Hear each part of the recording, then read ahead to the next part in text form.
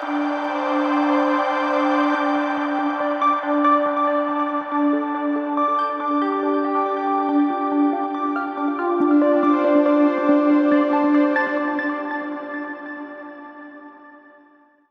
The Lord. സ്വർഗീയ സന്ദേശം എന്ന പ്രോഗ്രാമിലേക്ക് എല്ലാവർക്കും സ്വാഗതം. പ്രിയ ദൈവമക്കളെ, ഇന്നത്തെ എപ്പിസോഡിൽ ഞാൻ നിങ്ങളുമായി പങ്കുവയ്ക്കുന്ന വിഷയം എന്ന് പറയുന്നത്, ദൈവം ആർക്കാണ് ഒന്നിനും കുറവ് വരുത്താത്തത്. സങ്കീർത്തനത്തിൻ്റെ പുസ്തകം 34-ാം അധ്യായം 10-ാമത്തെ വാക്യം, ബാലസിംഹങ്ങൾ ഇരകിട്ടാതെ വിശന്നിരിക്കും, യഹോവയെ അന്വേഷിക്കുന്നവർക്കോ ഒരു നന്മയ്ക്കും കുറവ് വരുത്തത്തില്ല. ദൈവത്തിൻ്റെ തിരുമുഖം നോക്കുന്ന ഒരു ദൈവ പൈതന്റെ ജീവിതത്തിൽ ചില സന്ദർഭങ്ങളിൽ കഷ്ടതകളും വേദനകളും ഞെരുക്കങ്ങളും ബുദ്ധിമുട്ടുകളും പട്ടിണികളും കടന്നു വന്നാലും ദൈവത്തോട് ചേർന്നിരിക്കുന്ന ഒരു ഭക്തന് സ്വർഗത്തിലെ കർത്താവ് കുറവ് വരുത്തുവാൻ, അതായത് അവരെ ജീവിതത്തിൽ നിരാശപ്പെടുവാൻ, അവരെ ജീവിതത്തിൽ ഞെരുക്കങ്ങൾ ഉണ്ടെങ്കിലും ഒരിക്കൽ പോലും ആ ഞെരുക്കം അവരെ തളർത്താതെ വണ്ണം ഒരു ഭക്തനു വേണ്ടി സ്വർഗത്തിലെ ദൈവം അതത് സമയത്ത് അവർക്ക് ആവശ്യമായത് നൽകുകയാണ്. ഈ 34-ാം സങ്കീർത്തനം എഴുതിയിരിക്കുന്നത് ദാവീദിന്റെ ഒരു സങ്കീർത്തനമാണ്. ദാവീദ് ഈ സങ്കീർത്തനം എഴുതാനുള്ള സന്ദർഭം എന്ന് പറയുന്നത്, ദാവീദ് ഒരിക്കൽ ശൗലിന്റെ പീഡ വർദ്ധിച്ചപ്പോൾ അബീമേലെക്കിന്റെ ദേശത്ത്, അതായത് ഗത്ത് എന്ന് പറയുന്ന ദേശത്ത് ചെന്ന് അകപ്പെടുവാനിടയായി. ഈ ഗത്ത് ദേശത്തിലുള്ള വ്യക്തിയായിരുന്നു ഗോലിയാത്ത്.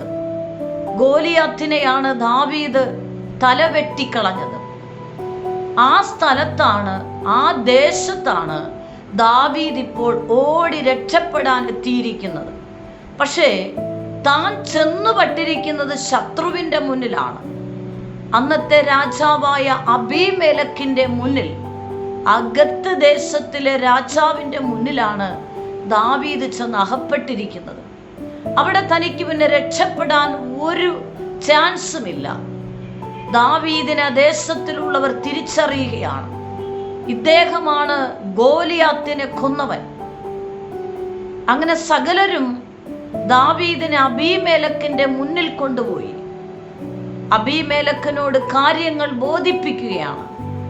ഈ വ്യക്തിയാണ് ഗോലിയാത്തിനെ കൊന്നത്, അതുകൊണ്ട് ഇദ്ദേഹത്തെ വെറുതെ വിടാൻ കഴിയത്തില്ല.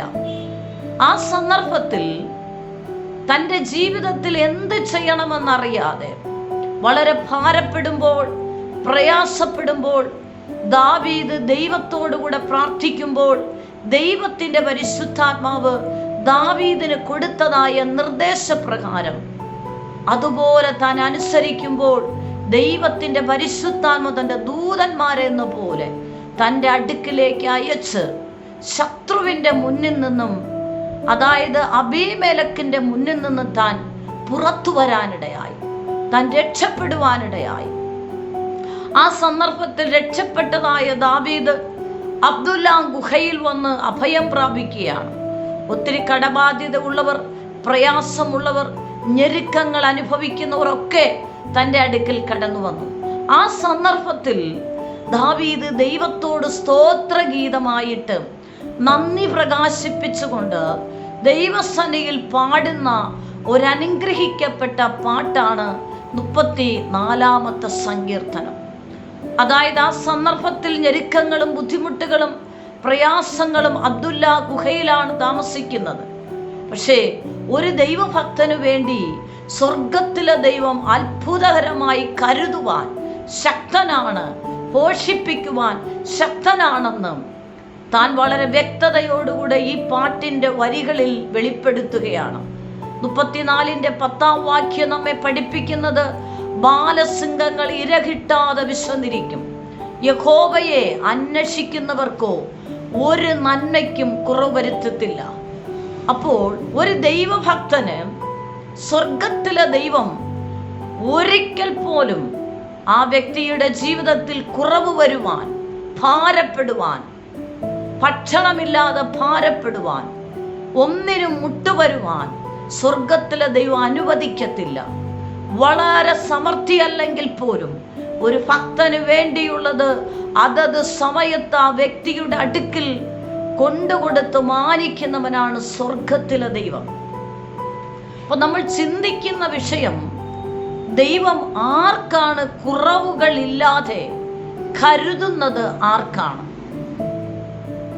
3 മേഖലയാണ് നാം ഇന്ന് ചിന്തിക്കുന്നത്. ഒന്നാമതായിട്ടും, യഹോവയിൽ ആശ്രയിക്കുന്നവർക്ക് ഒരു നന്മയ്ക്കും മുട്ടുവരുത്തില്ല. അതായത് കുറവ് വരുവാൻ സ്വർഗത്തിലെ ദൈവം അനുവദിക്കത്തില്ല.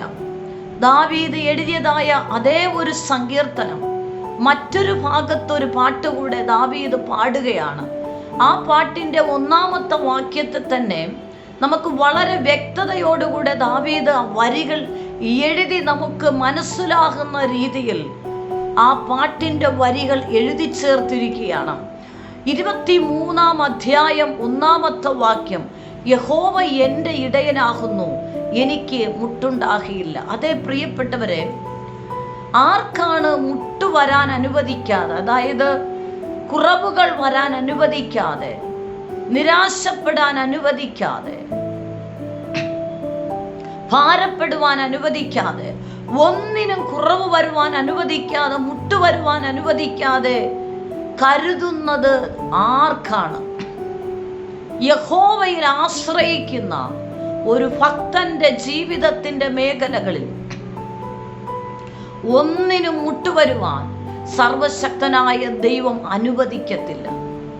അപ്പോൾ ഒരു മേഖലയിലും ചില സമയത്ത് നമുക്ക് ഞെരുക്കം വരും, പ്രയാസങ്ങൾ വരും, കഷ്ടതകൾ വരും, പട്ടിണി വരും. എങ്കിലും സർവശക്തനായ ദൈവം യഹോവയിൽ ആശ്രയിക്കുന്ന ഒരു ഭക്തനു വേണ്ടി തക്ക സമയത്ത് തങ്ങളുടെ ദൂതന്മാരെ അയച്ച് ആ വ്യക്തികൾക്ക് ആവശ്യമായ നന്മകൾ കൊടുത്ത് മാനിക്കുന്ന സർവശക്തനായ ദൈവമാണ്.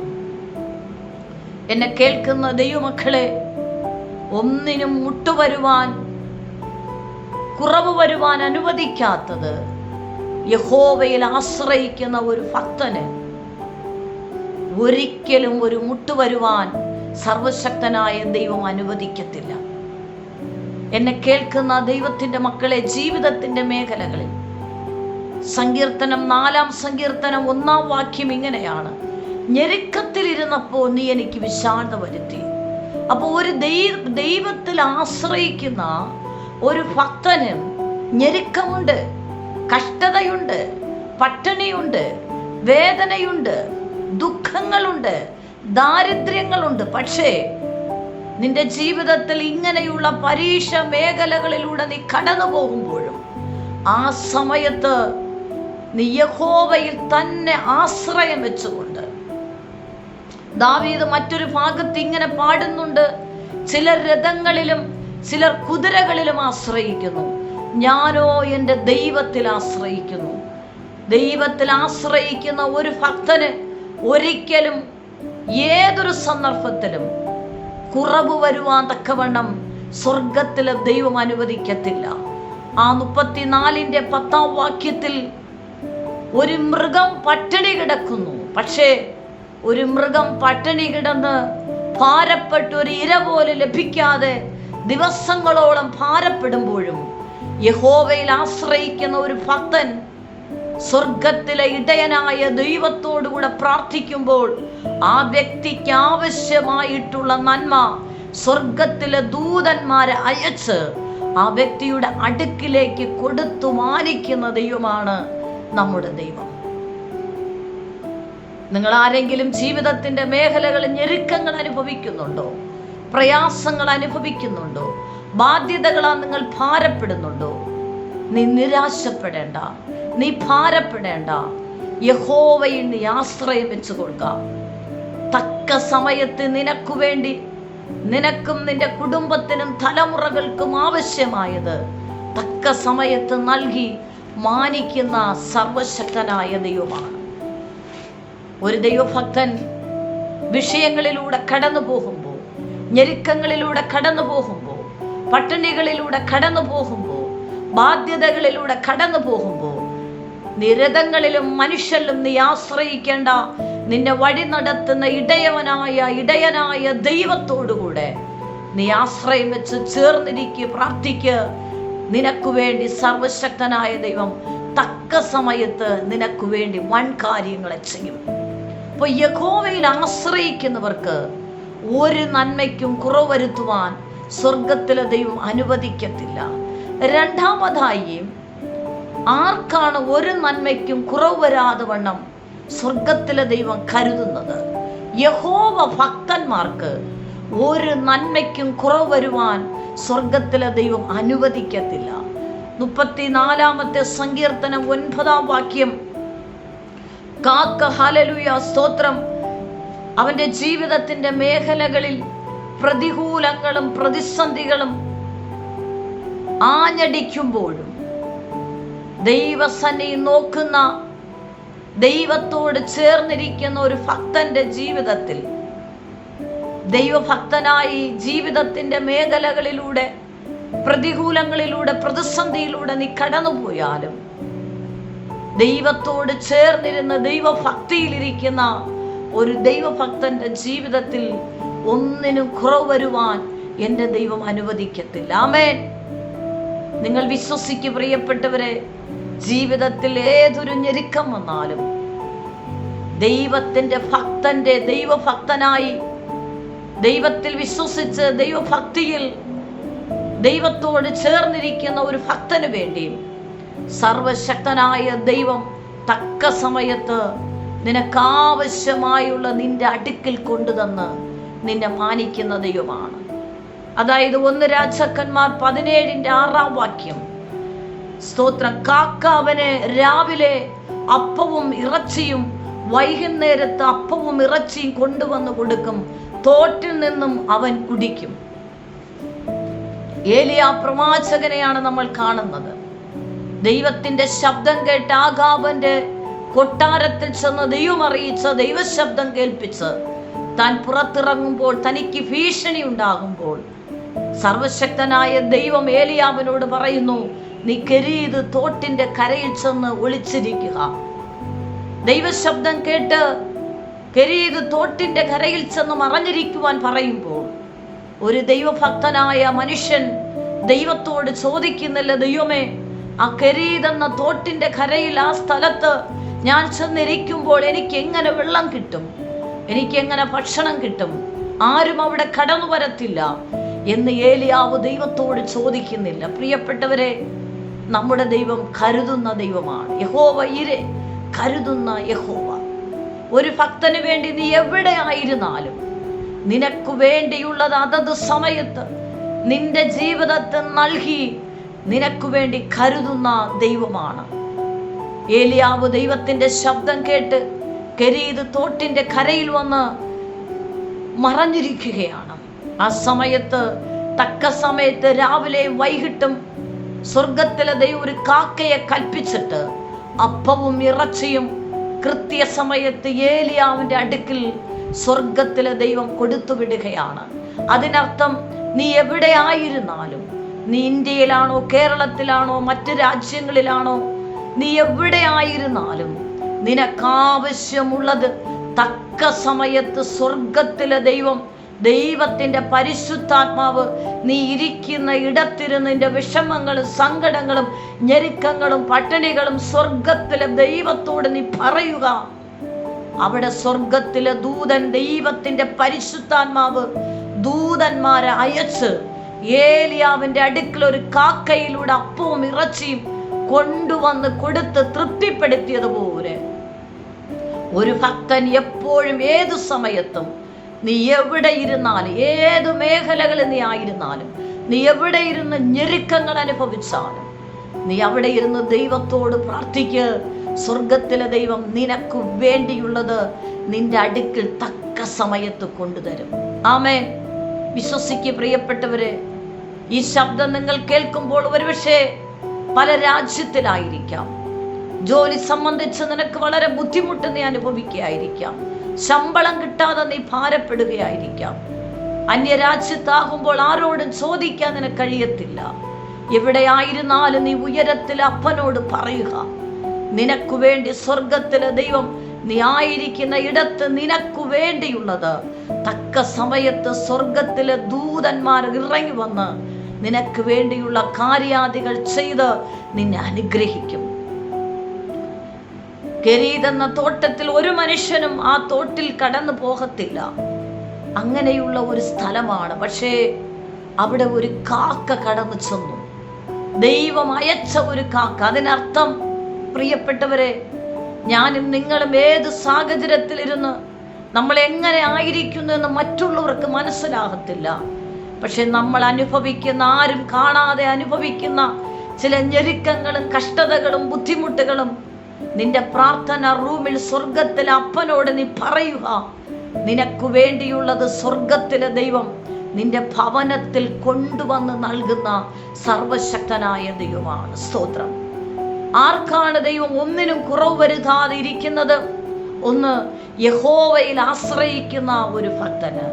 രണ്ട്, യഹോവ ഭക്തനായിരിക്കുന്ന ഒരു മനുഷ്യൻ. അതായത് ദൈവശബ്ദം എന്ത് കേൾപ്പിച്ചാലും അതുപോലെ അനുസരിച്ച് മുന്നോട്ട് പോകുന്ന ഒരു ഭക്തന്റെ ജീവിതത്തിൽ എന്ത് കുറവ് വന്നാലും സർവശക്തനായ ദൈവമാണ് ആ ഭക്തന്റെ ജീവിതത്തിലെ ഉത്തരവാദി.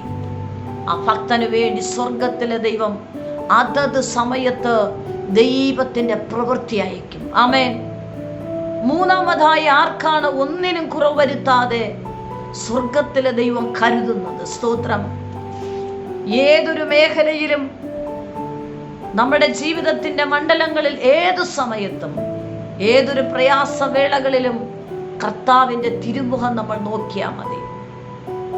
ഒന്ന്, ദൈവത്തിൽ ആശ്രയിക്കുന്ന ഒരു ഭക്തന് ഒന്നിനും കുറവ് വരുവാൻ ദൈവം അനുവദിക്കത്തില്ല. രണ്ട്, യഹോവ ഭക്തനായിരിക്കുന്ന ഒരു മനുഷ്യൻ, അതായത് ദൈവശബ്ദങ്ങൾ കേട്ട് ദൈവശബ്ദത്തിന് മാത്രം പ്രാധാന്യം കൊടുക്കുന്ന ഒരു ദൈവഭക്തന്റെ ജീവിതത്തിൽ ഒരു ഭാരം വരുമ്പോൾ, ഒരു പ്രയാസം വരുമ്പോൾ, ഒരു ഞെരുക്കം വരുമ്പോൾ സർവശക്തനായ ദൈവമാണ് ഉത്തരവാദിയായിരിക്കുന്നത്. ഏലിയാവ് ദൈവം പറഞ്ഞ ദൈവശബ്ദം കേട്ടു, പക്ഷേ ശത്രുവിന്റെ ഭീഷണി ഉള്ളത് കൊണ്ട് മറഞ്ഞിരിക്കുവാൻ ദൈവം പറയുമ്പോഴും ഏലിയാവിനെ കുറിച്ചുള്ള ഉത്തരവാദിത്വം സ്വർഗത്തിലെ ദൈവത്തിനാണ്. ദൈവത്തിൽ ആശ്രയിച്ച് ദൈവഭക്തരായിരിക്കുന്ന നമ്മെ കുറിച്ചുള്ള ദൈവത്തിനാണ് നമ്മെ കുറിച്ചുള്ള ഉത്തരവാദിത്വം. നമ്മൾ ഒരിക്കലും ഭാരപ്പെട്ടു പോകേണ്ട, പ്രയാസപ്പെടേണ്ട. നമ്മുടെ ദൈവം അനുഗ്രഹിക്കുന്നവനാണ്. നമ്മുടെ ദൈവം ശൂന്യതയിലേക്ക് കൊണ്ടുപോകുന്ന വ്യക്തിയല്ല. നമ്മുടെ കർത്താവ് നിറവ് നൽകുന്ന കർത്താവാണ്. സ്തോത്രം. മൂന്നാമതായിട്ടും, യഹോവയെ അന്വേഷിക്കുന്നവർ ഒന്നിനും കുറവ് വരുത്തത്തില്ല. ആമേൻ. സ്തോത്രം. ഹല്ലേലൂയ. യഹോവയിൽ ആശ്രയിക്കുന്നവർ, യഹോവ ഭക്തനായിരിക്കുന്നവർ, യഹോവയെ അന്വേഷിക്കുന്നവർക്ക് സ്വർഗത്തിലെ ദൈവം ഒന്നിനും കുറവ് വരുത്തത്തില്ല. 34:10 നമ്മൾ വായിച്ചു, ബാലസിംഹങ്ങൾ ഇരകിട്ടാതെ വിശന്നിരിക്കും. യഹോവയെ അന്വേഷിക്കുന്നവർക്കോ ഒരു നന്മയ്ക്കും കുറവ് വരുത്തത്തില്ല. അതിനർത്ഥം, ജീവിതത്തിൽ ഞെരുക്കങ്ങളും പ്രയാസങ്ങളും ബുദ്ധിമുട്ടുകളും വരുമ്പോൾ മനുഷ്യനെ നാം ആശ്രയിക്കരുത്, മനുഷ്യനെ അന്വേഷിച്ചിറങ്ങരുത്. ആരെന്നെ സഹായിക്കും, ആരെനിക്ക് വേണ്ടി താങ്ങും, ആരെനിക്ക് വേണ്ടി കരം താങ്ങും? നീ മനുഷ്യനെയോ നീ സ്നേഹിക്കുന്ന വ്യക്തിയോ നീ അന്വേഷിച്ചിറങ്ങരുത്.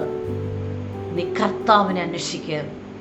നിന്റെ ഏതു ഞെരുക്കങ്ങളിലും, നിന്റെ ഏതു പ്രയാസങ്ങളിലും നീ കർത്താവിനെ അന്വേഷിക്കുന്നുവെങ്കിൽ, കർത്താവിനെ അന്വേഷിക്കുന്ന ഒരു വ്യക്തിയുടെ ജീവിതത്തിൽ ഒരിക്കലും ആ വ്യക്തിയുടെ ജീവിതത്തിൽ ഭാരപ്പെടുവാൻ, പ്രയാസപ്പെടുവാൻ, നിരാശപ്പെടുവാൻ, വേദനപ്പെടുവാൻ ദൈവം അനുവദിക്കത്തില്ല. യഹോവയെ അന്വേഷിക്കുന്നവർക്ക് ഒന്നിനും കുറവ് വരുത്താതെ സമൃദ്ധിയായിട്ട് അനുഗ്രഹത്തോടെ, ബലത്തോടെ, അനുഗ്രഹത്തോടെ വഴി നടത്തുന്ന സർവശക്തനായ ദൈവമാണ്. എന്നെ കേൾക്കുന്ന പ്രിയ ദൈവമക്കളെ, നിങ്ങളേത് സാഹചര്യങ്ങളായിരുന്നാലും, നിങ്ങളുടെ ഏത് ഞെരുക്കങ്ങളായിരുന്നാലും, നിങ്ങളുടെ ഏത് ബുദ്ധിമുട്ടുകളായിരുന്നാലും, ഏത് പ്രതിസന്ധി ആയിരുന്നാലും, ഒന്നാമതായി നീ ദൈവത്തിൽ പൂർണ്ണമായി ആശ്രയിക്കുക. രണ്ടാമതായി ദൈവശബ്ദത്തിന് നീ പ്രാധാന്യം കൊടുത്ത് ദൈവഭക്തനായി ചേർന്നിരിക്കും. മൂന്നാമതായി ഏത് വിഷയങ്ങൾ വന്നാലും നീ മനുഷ്യനെ അന്വേഷിച്ചിറങ്ങേണ്ട, യഹോവയെ നീ അന്വേഷിക്കുക. അവങ്കിലേക്ക് നോക്കിയവർ പ്രകാശിതരായി അവരുടെ മുഖം ലജ്ജിച്ചു പോകാൻ ദൈവം അനുവദിക്കത്തില്ല.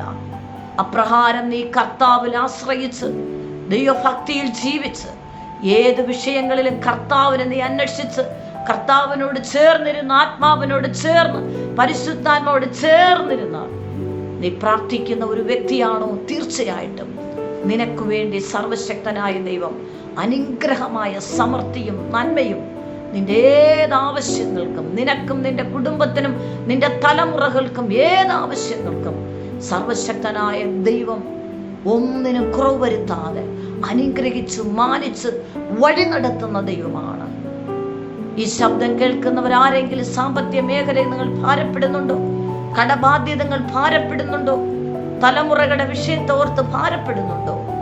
നിങ്ങൾ ദൈവത്തിൽ ആശ്രയിക്കുക, ദൈവത്തോട് ചേർന്നിരിക്കുക.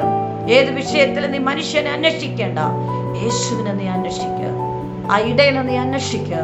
സമൃദ്ധിയായി നടത്തുന്ന കർത്താവിനെ നീ ആശ്രയിക്കുക. കർത്താവ് നിന്നെ വിടിവിപ്പാൻ ശക്തനാണ്. ഈ വചനപ്രകാരം നിങ്ങൾ സമർപ്പിക്കുക. ഞാൻ നിങ്ങൾക്ക് വേണ്ടി പ്രാർത്ഥിക്കാം. പരിശുദ്ധ കർത്താവേ, ഈ നിമിഷത്തിനായി നന്ദി. ശബ്ദം കേൾക്കുന്ന ദൈവജനത്തിനായി സ്തോത്രം. സാമ്പത്തിക ബാധ്യതകൾ, ഞെരുക്കം അനുഭവിക്കുന്നവർക്ക് വിടുതൽ ഉണ്ടാകട്ടെ. കുടുംബത്തിൽ മേലവർ അനുഭവിക്കുന്ന എല്ലാ ബലഹീനകളെ മാറ്റി സമൃദ്ധി കൊടുത്ത് ഇവരെ ജീവിതങ്ങൾ അനുഗ്രഹിക്കും. യേശു ക്രിസ്തുവിന്റെ നാമത്തിൽ തന്നെ. ആമേൻ, ആമേൻ. God bless you. ആമേൻ. നിങ്ങൾക്കൊരു പ്രാർത്ഥന വിഷയമുണ്ടെങ്കിൽ ഈ സ്ക്രീനിൽ കാണുന്ന നമ്പറിൽ ഞങ്ങളെ കോൺടാക്റ്റ് ചെയ്യുക. ഞങ്ങൾ നിങ്ങൾക്ക് വേണ്ടി പ്രാർത്ഥിക്കും. എല്ലാ ആഴ്ചയിലും തിങ്കളും ശനിയുമാണ് ഈ സന്ദേശം നിങ്ങൾക്ക് ലഭ്യമായിരിക്കുന്നത്. ഈ സന്ദേശം മറ്റുള്ളവരുമായി നിങ്ങൾ പങ്കുവയ്ക്കണം. ഈ ചാനൽ ഇതുവരെ സബ്സ്ക്രൈബ് ചെയ്തിട്ടില്ല എങ്കിൽ സബ്സ്ക്രൈബ് ചെയ്യുക. ദൈവരാജ്യത്തിനായി നമുക്ക് ഒരുമിച്ച് കൈകോർക്കാം. കർത്താവ് നിങ്ങളെ ധാരാളമായി അനുഗ്രഹിക്കുമാറാകട്ടെ. ആമേൻ.